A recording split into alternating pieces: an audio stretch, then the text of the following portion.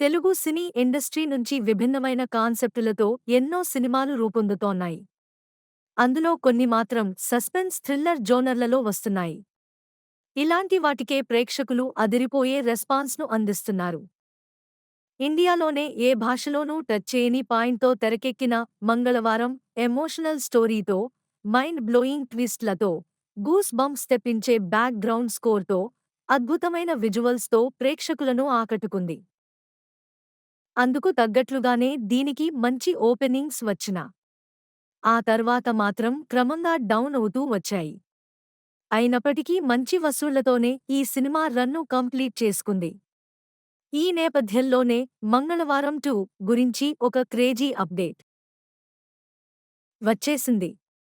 Glamour beauty Payal Rajput ప్రధాన పాత్రలో psychological mystery thriller కథతో డైరెక్టర్ అజయ్ భూపతి మంగళవారం సినిమాను తెరకెక్కించారు. ఇక ఈ మూవీకి ఉన్న బజ్ దృష్ట్యా ఓ బాలీవుడ్ బడా నిర్మాణ సంస్థ నిర్మాణంలో భాగం కాబోతోందని తెలుస్తోంది.